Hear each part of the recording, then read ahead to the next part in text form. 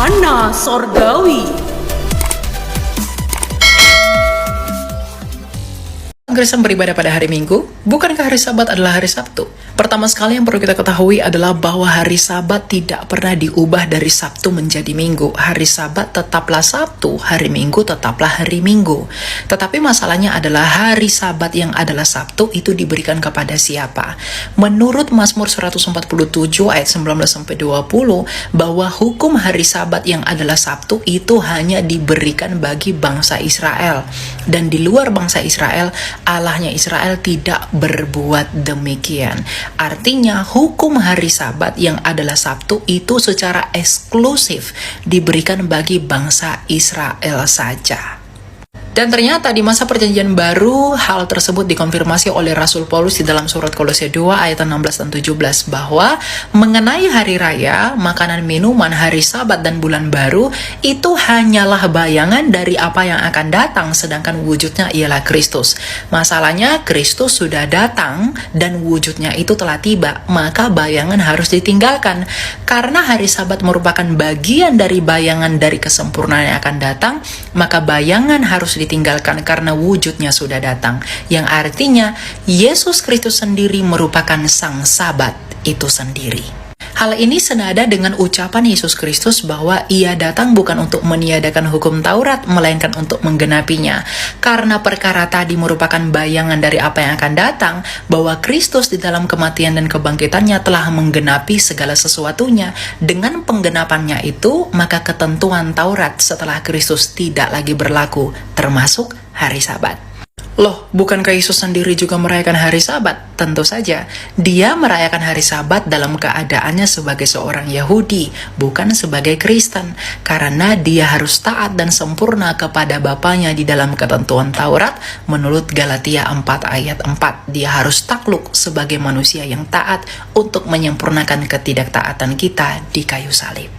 Lalu apakah di dalam Alkitab terdapat bukti bahwa gereja mula-mula beribadah pada hari Minggu? Tentu saja.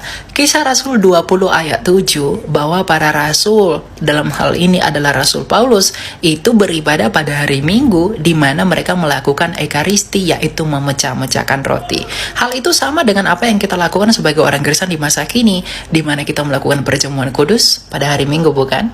Jadi kita mengikuti para rasul dan setia kepada pengajaran para rasul. Sehingga beribadah pada hari Minggu selain daripada merayakan kebangkitan sang Sabat, yaitu Yesus Kristus yang jatuh pada hari Minggu, tapi juga memiliki makna teologis yang begitu dalam sebagai kesempurnaan yang telah datang. Jadi orang Kristen yang beribadah hari Minggu merupakan orang Kristen yang setia kepada pengajaran para rasul. Jadi orang Kristen yang beribadah pada hari Minggu adalah orang Kristen yang sejati, dan dasarnya ada di dalam kitab suci. Imamat pasal 23. Hari-hari raya. Tuhan berfirman kepada Musa, "Berbicaralah kepada orang Israel, dan katakan kepada mereka, hari-hari raya yang ditetapkan Tuhan yang harus kamu maklumkan, sebagai waktu pertemuan kudus, waktu perayaan yang kutetapkan adalah yang berikut.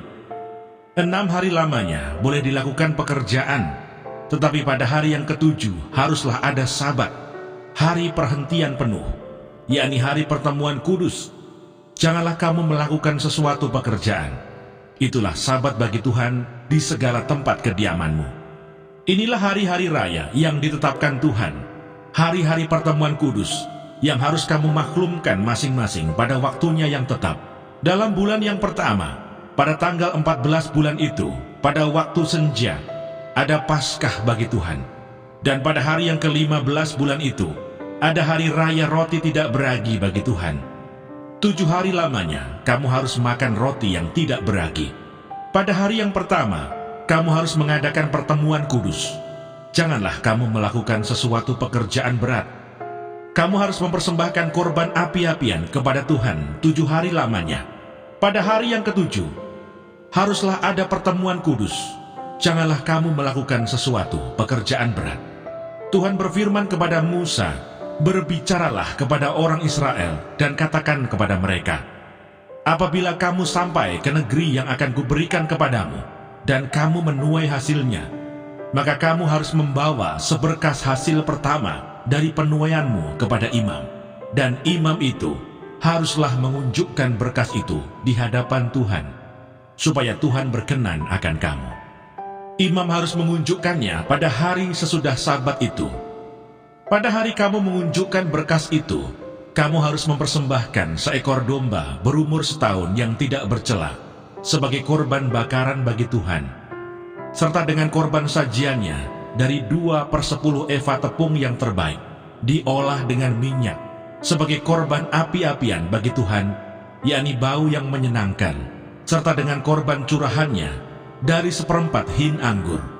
Sampai pada hari itu juga, janganlah kamu makan roti, atau bertih gandum, atau gandum baru, sampai kamu telah membawa persembahan Allahmu.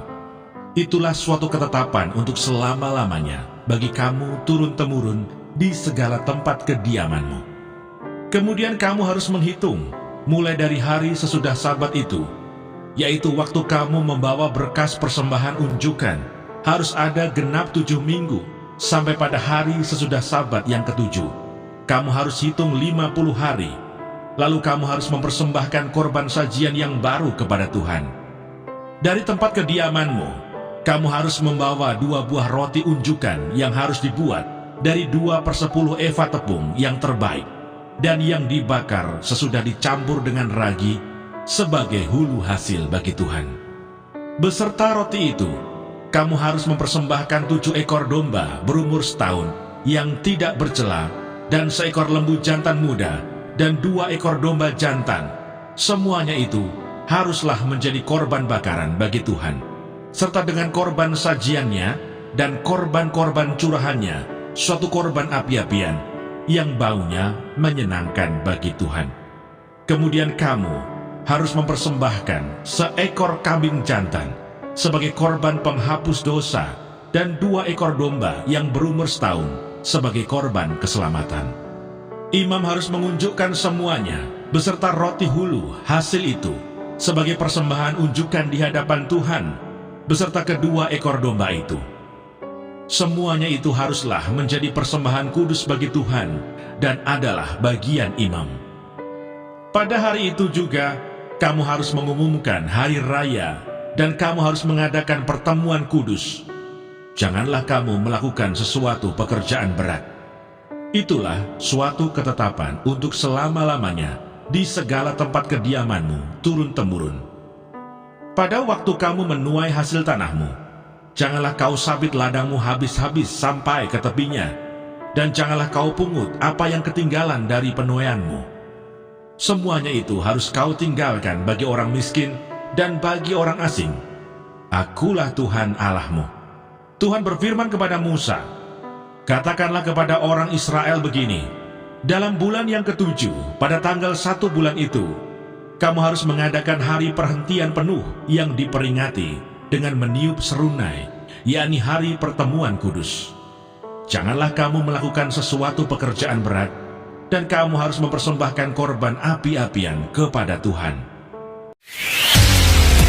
Mana Sorgawi.